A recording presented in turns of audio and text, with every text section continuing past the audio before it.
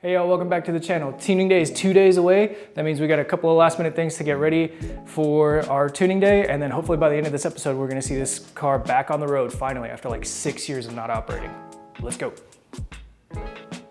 As you can see here, we have a couple of grounds on the transmission. Our tuner doesn't like that as a grounding solution. He thinks that moving it to the head is a better grounding solution for a cleaner signal to the ECU. I don't know anything about tuning, so I'm gonna take his word for it, and we're gonna relocate these grounds to the engine head. All right, so slight problem. We got the grounds off, but they're not long enough to go where we need them to go. So they need to go all the way up front right here. And to do that, we're gonna cannibalize some wires out of some old relays that we don't need anymore. So I'm gonna cut these off, I'm gonna extend our grounds, and then I'm gonna ground it all the way to the front of the cylinder head. All right, so I kind of might have messed up a little bit here. I thought that the grounds that I was removing was only gonna be a single ground wire. It turns out that they were 5 ground wires in there. So remember how I told you in the first episode that if you're colorblind, you shouldn't do wiring? Kind of wish I would have taken my own advice there and not do wiring anymore. All right, so I finally got this set of ground wires extended. I've soldered them and heat shrinked them, and I'm gonna wrap them up all up, and I'll show you what it looks like when it's finalized. Okay, so now that we've got the wires extended, we also want to make sure that we clean the mounting surface. So this mounting surface has some paint on it, so I'm just going to take a little scrub wheel and I'm just going to scrape off the paint and then make sure that it's got bare metal surface for the ground to connect to. The grounds are already going to be kind of wonky because I went and extended them with some wires, and I'm not the greatest at soldering, so we want to give this the best chance at working as possible. So we need to make sure that this is just bare metal for it to grab onto. And there we go. Bare metal. All right, check it out. We got the grounds installed. I'm not gonna tighten them up and tidy them up yet and put them in the wiring loom until I know that the grounds still work and we're all good to go. So I'm gonna wait until after tuning day, and then I'll come back and I'll zip tie them together, put them in a wiring loom, make it look a lot nicer. But for now, I think that's good. And then we got a couple more things we're gonna get after, and then it's on to tuning. Okay, next thing we're gonna check is mechanical timing. So for that, we have to get that spark plug out. We're gonna do spark plug number 1. It'll give us a good chance to see how the spark plug is. I haven't tuned it, but I have run the engine a couple of times. So hopefully it wasn't too rich and like fouled the spark plugs. That'll make tuning tomorrow pretty bad, since you can't tune lumps of coal, as they say. And then I'll explain what we're doing afterwards. So let me get this out and we'll see how the spark plug is. So you can see the spark plug's pretty dark, so it's pretty safe to assume that we were running really rich.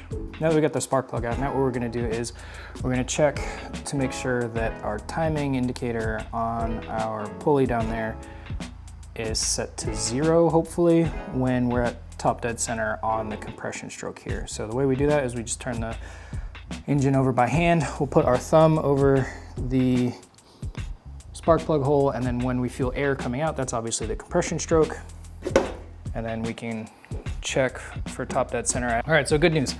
With the inspection camera and with the light on in there, I can see that the piston is like all the way at the top. So the reason that we're doing this, and then we're gonna remove the cap off the crank angle sensor so that the tuner can get the angle for the number 1 tooth setting. So that's what we're gonna do real quick, and then I'll show you what that looks like. All right, so this right here with the nice dinosaur on it is their crank angle sensor. So this is what replaced our distributor.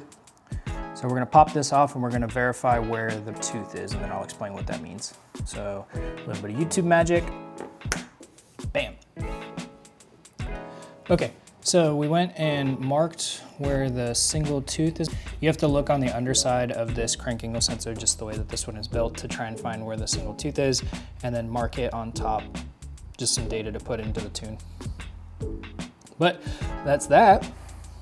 And then, so we're gonna close this thing up, and then we're gonna do a couple more things, probably test the timing light, make sure that that one works.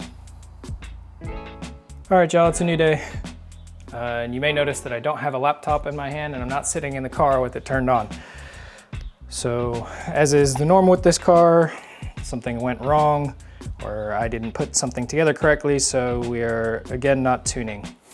In this case, we couldn't get the crank angle sensor to the right angle, so this, where the Sharpie mark needed to be around like the 9 o'clock when oriented with the engine.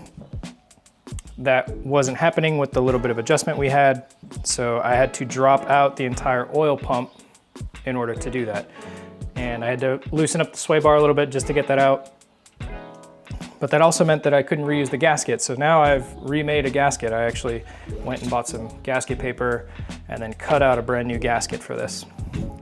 So that's what I'm working on right now. I'm gonna try and put it back in the car. I also got a little tip that this Aviation Type 3 sealer is also good to use on top of your gasket. It'll help kind of keep the leaks from happening on either side of the gasket, which is cool because this was actually leaking earlier. If you remember one of the previous videos, we found a leak in the pump. So I've inadvertently gone in and had to fix it, even though I wasn't really planning on it. But now that that's out of the way, we should have no more leaks.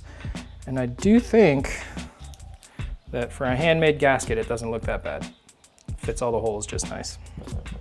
So prime this with oil, slap it back on, and then hopefully install this, and then at least the crank angle sensor can sit at the right angle. There's a couple other things that I messed up when I was building this engine that I got corrections on, so we're going to take care of those off camera so that we can just get to tuning.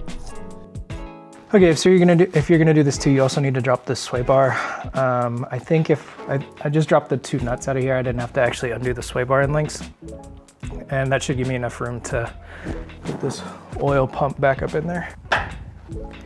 So the factory service manual wants you to line up. There's a dot on here, like a hole, and then there's another punch on here. Those are the things that you need to line up in order to make sure that this pump is timed properly. And then let me get this sealant off there. All right, so, and then don't forget, you also have to prime this pump with some oil before you put it back in, according to the factory service manual. And then, there we go. And bam. All right, so last night we were cutting and trying to shave down that little metal piece right there that you see. It's coming out of the PCV crank. Or we basically created a press fitting to go into the crankcase for the positive crank hose. So we cut down that galvanized steel, and then I'm gonna put a piece of hose over it. I'll show you guys in a second what that hose looks like. I just got it from O'Reilly's, and I'll link the part number down below in case you need to make your own PCV system, because the metal pieces that originally went here are like impossible to find now. Okay, so this is the hose that we're going to use. It's a Gates 19726 hose, so it's got 3/4 inch on one end and then 5/8 on the other end, so it'll fit over that 3/4 inch. It'll fit over that 3/4 inch little galvanized piece of steel that we cut down to size. Hey y'all, so we're back. It's finally done. Sorry we didn't end up filming the tuning session. After talking with the tuner, he requested that I not film it. Totally fine, I understand his reasons. So it is done. A couple of things I want to share with you, some things that I learned that I should have fixed before I went to this tuning session, but I had to fix them during. What I was telling you about timing that oil pump, yeah, that doesn't actually matter. If you have a crank angle sensor instead of a distributor, you actually don't need to time that oil pump. You can just send it as is and just make sure that the timing works for the crank angle sensor. Recommendation, these VR crank angle sensors that Godzilla Raceworks has on closeout, I don't recommend buying those unless you're gonna run like a Haltech or something like that. But if you're gonna run it with the Mega Squirt, it causes some issues with signal voltage and whether or not the Megasquirt can actually pick that up. So they do sell a like better optical sensor. I think it's like $100 more or something like that. Just save up the money and buy that instead. The tuner was having huge problems with this one, and he's a little worried that it's gonna fail if it gets too hot. So that's kind of the lesson learned there. Maybe I'll have to go swap out that crank angle sensor, but hopefully this one holds up for at least a little while. Other than that, those were the only real big things that we had to deal with while trying to tune it, other than some electrical gremlins, figuring out timing. If you've never used a timing light before, I recommend, hold on one second. This one right here. This is the Innova 3551A. This is the one that the tuner recommended to me. It is super, super simple, and this is the way that I like it. I was at Harbor Freight and I saw all these different timing lights, and they had knobs and a bunch of like settings and stuff like that. And I know that that would be way too complicated for me. So if you can get away with just using something simple like this, it literally has an on-off switch, and that is it. I highly recommend that. That was fantastic and made it easier for me to figure out how to time a car, even though I've never done that before. Another thing, speaking of timing, you definitely want to paint that timing mark that's on the pulley, and maybe even give it a little notch to make it a little bit deeper. It was kind of hard for me to find it, and I actually had to go get some white out and paint it in there.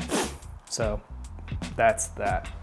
Other than that, I think the other big thing was just that PCV system. I thought you could just bypass it and delete it.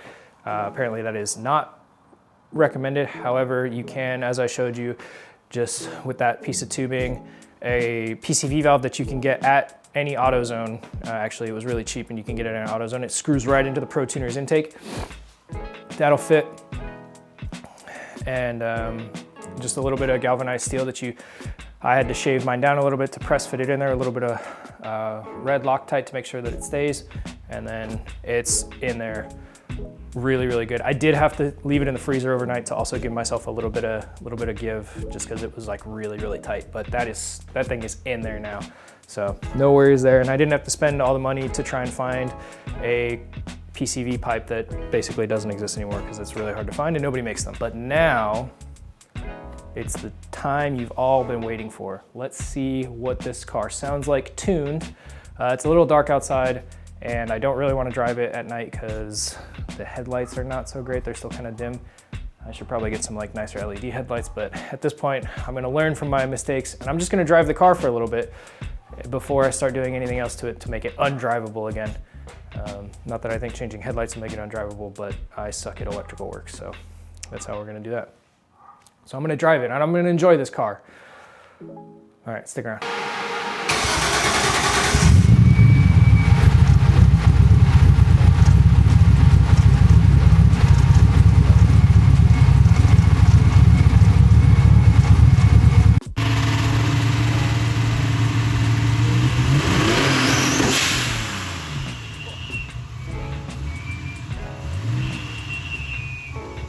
Oh man, she sounds so good.